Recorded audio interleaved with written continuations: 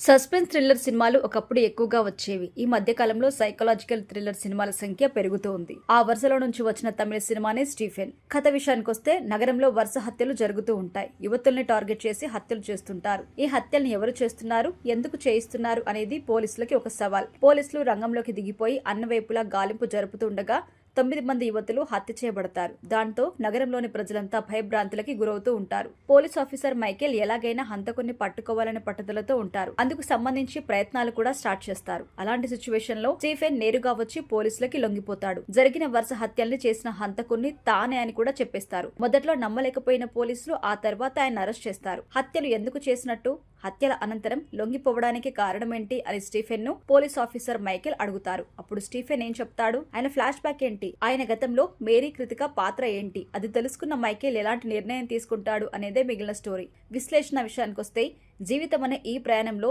ఎంతో మంది వ్యక్తులు తారసపడుతూ ఉంటారు. వాళ్ళల్లో కొంతమందితో మాట్లాడుతూ ఉండగా వారి స్వభావం ఏంటో తెలిసిపోతూ ఉంటుంది. అలాంటి వారికి దూరంగా ఉండడానికి అందరూ ప్రయత్నిస్తూ ఉంటారు. అయితే మానసిక స్థితి సరిగ్గా లేని సైకోస్ ని గుర్తించడం కాస్త కష్టం.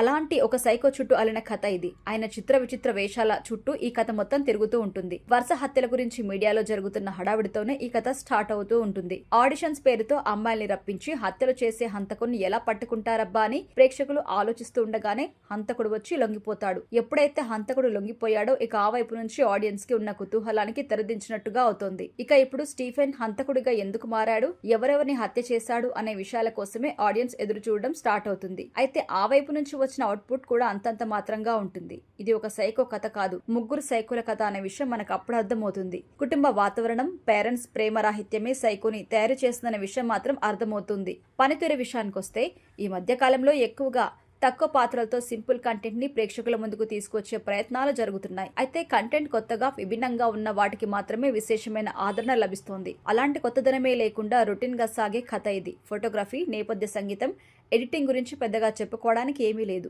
ఫైనల్ గా చెప్పాలంటే పేరెంట్స్ ప్రేమ, ఆహ్లాదకరమైన కుటుంబ జీవనం దొరక్కపోతే పిల్లలు ఎలా తయారవుతారు అనడానికి నిదర్శనంగా దర్శకుడు ఈ సినిమా నిలబెట్టే ప్రయత్నం చేశారు. అయితే రొటీన్ కాన్సెప్ట్ ని తీసుకుని రొటీన్ గా చెప్పడం వల్ల ఈ సినిమా ఏమాత్రం ఆసక్తి మాత్రం కలిగించదు.